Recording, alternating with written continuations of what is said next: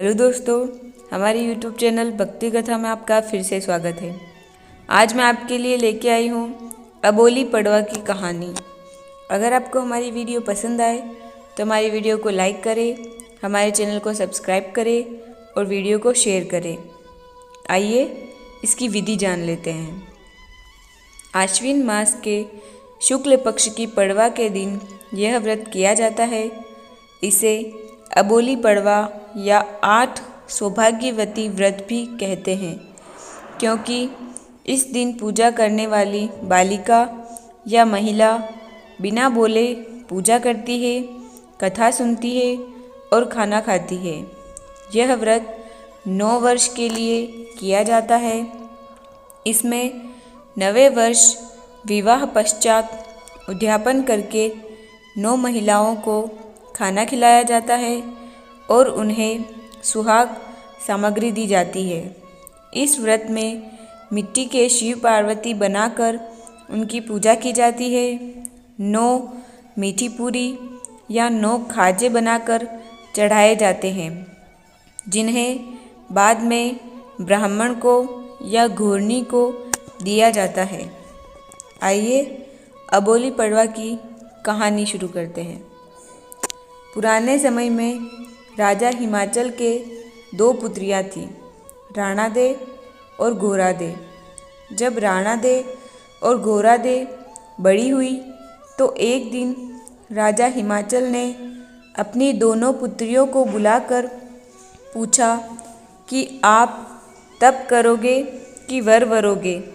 तो राणादे ने कहा, मैं वर वरूंगी, जबकि घोरादे ने कहा कि मैं तो तप तपूंगी। तो राजा हिमाचल घोरादे से बोले कि आप भी वर लो, तप भंग हो जाएगा। पर घोरादे नहीं मानी। राजा हिमाचल ने घोरादे को तप करने को मना कर दिया और इधर राणादे का विवाह धूमधाम से भगवान सूर्य नारायण के साथ कर दिया। राजा के तप करने की आज्ञा नहीं देने पर एक दिन घोरादे अपनी एक दासी, जो उनकी सहेली भी थी, को लेकर जंगल में चली गई। वहां जाकर उन्होंने अपने लिए एक कुटिया बना ली और उसके बाद घोरादे तप करने लगी। उनके तप के प्रभाव से इंद्रदेव का सिंहासन डोलने लगा। तो उन्होंने विचार किया कि शिवजी के पास चलना चाहिए। उस समय शिवजी भी तपस्या में लीन थे, अतः सभी देवता हाथ जोड़कर उनसे प्रार्थना करने लगे, हे कैलाशपति, जय शिव शंभु, हे शिव शंभु, हमें बचाइए, घोरा का तप भंग करिए। तब शिवजी ने अपने नेत्र खोले और मुस्कुराकर देवताओं को उनके दुख दूर करने का आश्वासन दिया। प्रतिदिन घोरादे अपनी दासी के साथ सूर्योदय के पहले गंगा स्नान करने जाती थी, फिर तप करने बैठती थी। एक दिन शिवजी घोरादे के सोकर उठने से पहले नदी के साथ उनकी कुटिया के पास पहुंच गए और नदी से कहा, तू कुटिया के चारों ओर गोबर की थैल कर दे। अब सवेरे सवेरे जब पार्वती जी स्नान को जाने लगी तो उन्होंने रास्ते में गोबर देखकर दासी से गोबर साफ करने के लिए कहा। उधर नदी के रास्ते में शिवजी मुंदड़ी बनकर पड़ गए। जब दासी की निगाह मुंदड़ी पर पड़ी तो उसने पार्वती जी से कहा, कितनी सुंदर मुंदड़ी है, आप इसे उठा लो। तब पार्वती जी ने कहा, तू ही उठा ले। जब दासी मुंदड़ी उठाने लगी तो मुंदड़ी दूर दूर जा रही थी। तो दासी बोली, ये मेरे हाथ नहीं आ रही है, आप ही इसे उठाओ। जैसे ही पार्वती जी मुंदड़ी उठाने झुकी, उन्हें उसमें शिवजी का स्वरूप दिखाई दिया। पार्वती जी मुंदड़ी उठते उसके पहले ही मुंदड़ी गायब हो गई। अब पार्वती जी स्नान करने चली गई। दूसरे दिन भी शिवजी नदी के साथ आए और गोबर की थेल करने को कहा। नदी ने वैसा ही किया। प्रातः पार्वती जी जब स्नान करने के लिए कुटिया से निकली और गोबर की थेल देखी तो समझ गई कि हो न हो यह शिवजी का ही काम है। ऐसा सोचते हुए वे नदी पर स्नान को चली। रास्ते में एक बहुत ही सुंदर शिवलिंग पड़ा हुआ दिखाई दिया तो दासी ने कहा, आप इसे उठा लो, पूजा में रख लेंगे। तब पार्वती जी बोली, तू ही उठा। दासी जब उठाने लगी तो वह बहुत भारी हो गया और दासी से उठा ही नहीं। पार्वती जी उसे उठाने लगी तो शिवजी प्रकट हुए और उन्होंने पार्वती जी को वरदान मांगने के लिए कहा। तब पार्वती जी ने आनंदित होकर कहा, मुझे आप पति रूप में चाहिए। शिवजी ने कहा, तथास्तु, और इतना कहकर वे अंतर्ध्यान हो गए। पार्वती जी अपनी कुटिया में स्नान करके वापस आई और अपने पिता हिमाचल से मिलने के लिए दासी के साथ नगर की ओर चल पड़ी। उधर उनके पिताजी भी उन्हें ढूंढ रहे थे। दोनों रास्ते में ही मिल गए। मिलने पर पार्वती जी उन्हें बताती है कि पिताजी, मेरी तपस्या सफल हुई। मुझे शिवजी ने दर्शन दिए और वरदान में मैंने उन्हें पति रूप में मांग लिया। अतः अब आप मेरा विवाह शिवजी से कर दीजिए। तब राजा हिमाचल ने पार्वती जी से कहा, पुत्री, उस जोगी से विवाह करने की क्या ज़रूरत है? उसके ना घर है ना परिवार, वह ना कपड़े पहनता है और धुनी रमाकर कैलाश पर्वत पर रहता है। भूत पिशाच उसके गण हैं, भांग धतूरा खाता है, गले में नाग लिपटा हुआ रहता है, मुंड की माला गले में पहनता है। ऐसे पति के साथ तू कैसे रहेगी? पर पार्वती जी जिद करने लग जाती हैं कि मैंने उन्हें अपना पति मान लिया है और मैं अपनी प्रतिज्ञा पर अटल हूँ। मुझे शिवजी से ही विवाह करना है। तो राजा हिमाचल कैलाश पर्वत पर जाकर शिवजी से अपनी बेटी से विवाह करने का आग्रह करते हैं और फागुन मास की कृष्ण पक्ष की 14 को उनका विवाह तय करते हैं। इसके बाद राजा हिमाचल अपने राज में आकर विवाह की तैयारी करने लगते हैं, परंतु शिवजी के वहाँ कैलाश में कोई तैयारी नहीं चलती है। सिर्फ सब गण, नंदी, भूत पिशाच बारात में जाने की बात करते हैं। शिवजी के विवाह संस्कार कौन करावे, कौन हल्दी मेहंदी लगावे? अतः वे केवल बारात लेकर निश्चित समय पर राजा हिमाचल के राज में पहुंच जाते हैं, जहां जैसे ही प्रजा को, पार्वती की सहेलियों को पता चलता है कि बारात आ गई है तो वे बारात देखने जाती हैं। पर वहां शिवजी को ओगड़ रूप में देखकर और उनके साथ भूत पिशाच व गण देखकर डर कर वापस भाग जाती है और कहती है कि कैसी बारात आई है। यह सुनकर पार्वती घबरा जाती है और वे शिवजी के पास जाकर उनसे कहती है कि आपने यह क्या नाटक लगा रखा है, ढंग से बारात लेकर क्यों नहीं आए? तो शिवजी कहते हैं, अरे तुम यहाँ क्यों आई? लोग क्या कहेंगे? कुंवारे नाते ही बारात में चली आई। जाओ, यहाँ से जाओ। तब पार्वती जी वापस महल में आ जाती है। इसके बाद शिवजी डमरू बजाते हैं तो सभी देवता बारात में आ जाते हैं और हिमाचल राजा को संदेशा पहुंचाते हैं कि बारात आ गई है। तो राजा हिमाचल और रानी मैना दोनों बारात का स्वागत करते हैं और बारात को भोजन करने का आग्रह करते हैं। तो शिवजी ने पहले खाने के लिए राहु केतु को भेज दिया। दोनों खूब खाते हैं। उन दोनों को परोसने वाले थक जाते हैं, परंतु उनका पेट नहीं भरता। सब भोजन परोसने वाले उनसे कहते हैं कि आप भोजन भंडार में ही बैठकर भोजन कर लो, तो वे भंडार में बैठकर सारा भोजन खा लेते हैं। जैसे ही राजा हिमाचल यह देखते हैं, वे चिंतित हो जाते हैं कि 2 व्यक्तियों ने इतना भोजन किया तो मैं पूरी बारात को क्या खिलाऊंगा, और यह सोचते ही वे मूर्छित हो जाते हैं। तब पार्वती जी फिर से शिव जी के पास जाती है और कहती है कि महाराज, आप यह क्या कर रहे हैं? मेरे पिताजी मूर्छित हो गए हैं। तब शिव जी कहने लगे, तुम्हें मना किया था कि बारात में मत आना, फिर भी तुम चली आई। तब पार्वती जी कहती है कि मैं कैसे नहीं आती, आप तो संकट पर संकट खड़े कर रहे हैं। आपके दोनों बारातियों ने सब भंडार का भोजन खा लिया है, इसलिए मेरे पिताजी मूर्छित हो गए। तब शिवजी कहते हैं, कौन कहता है भंडार खाली है? जाओ देखो, भंडार भरे हुए हैं, और अब यहाँ मत आना। तब पार्वती जी कहती है कि अब आप भी कोई गड़बड़ मत करना।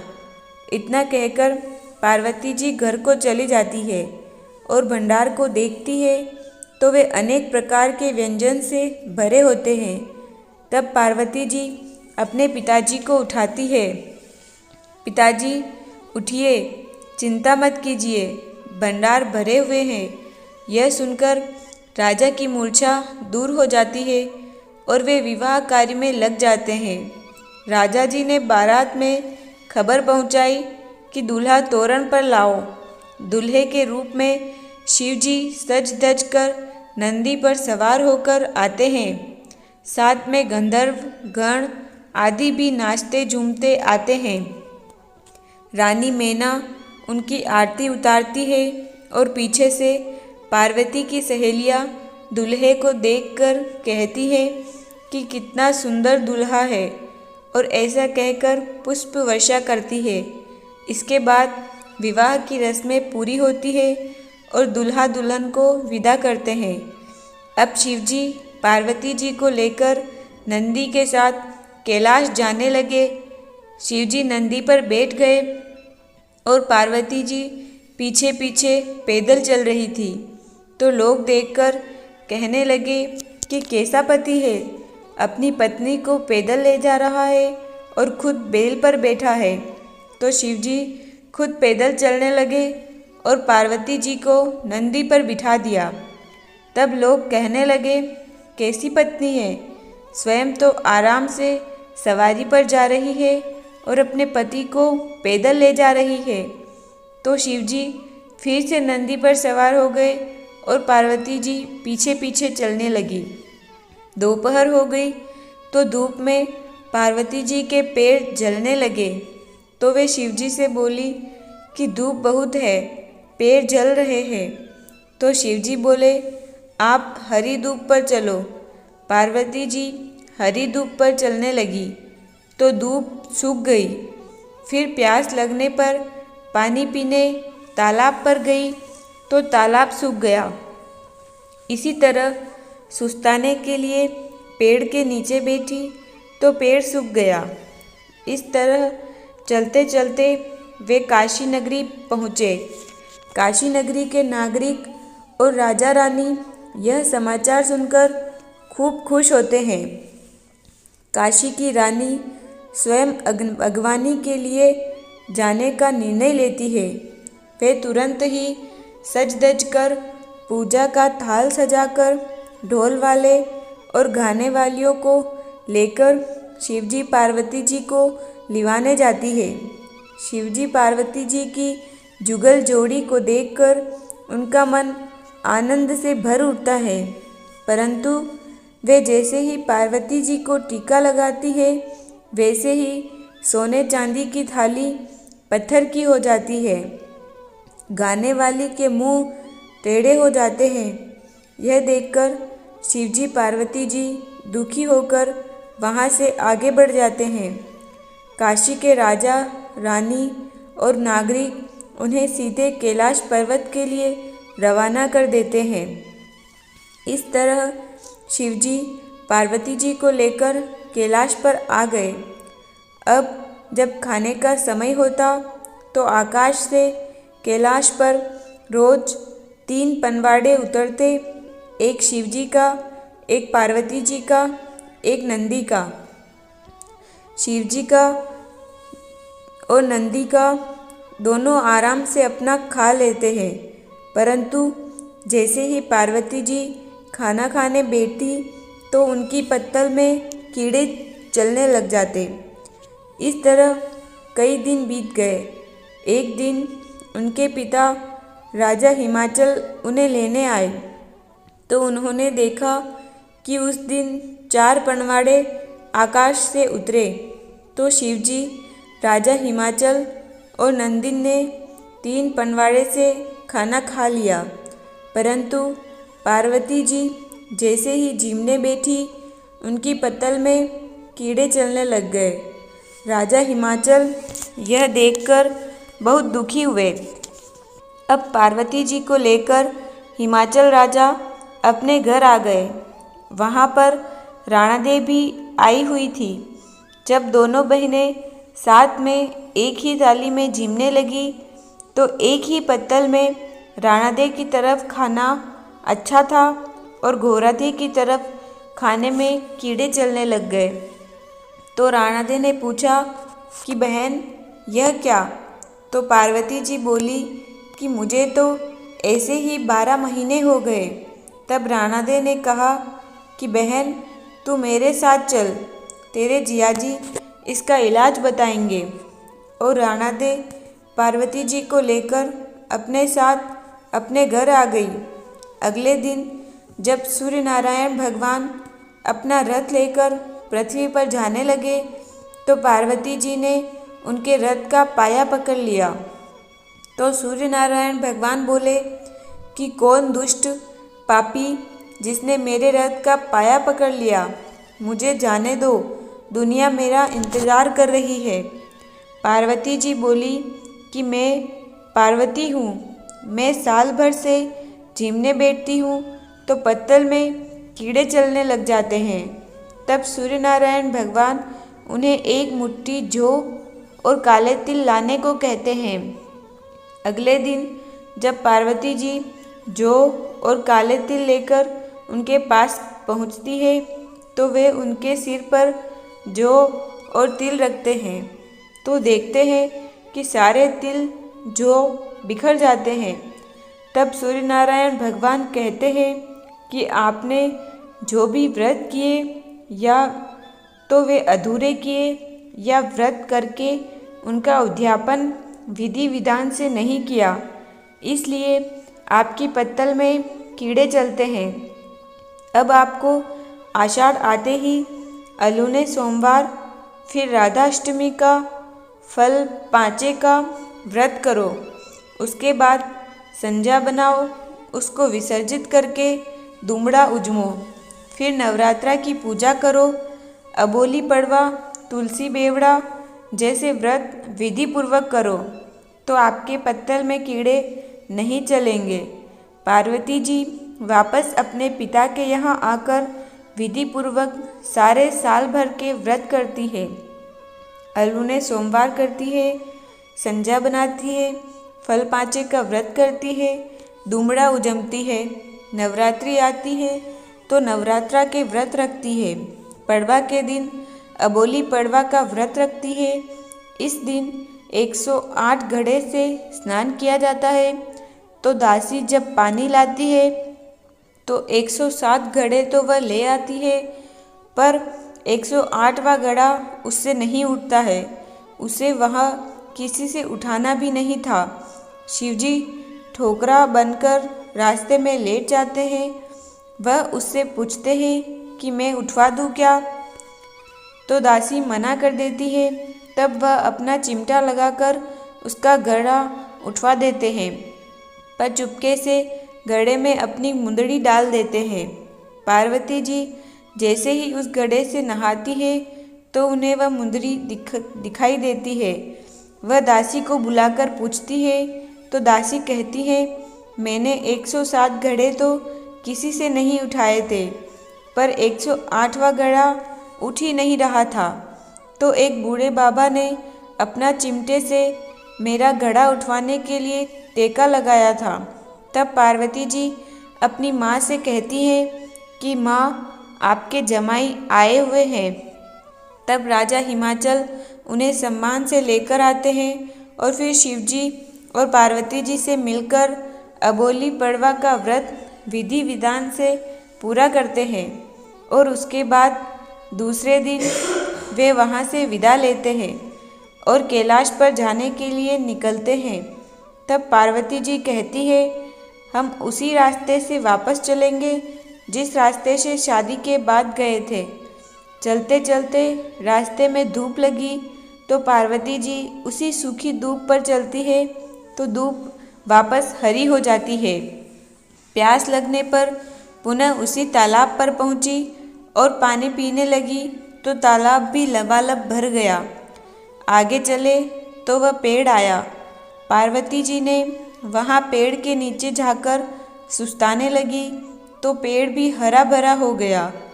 जब काशी नगरी में पहुँचे तो रानी ने उसी थाली से आरती उतारी तो वह पुनः सोने की हो गई।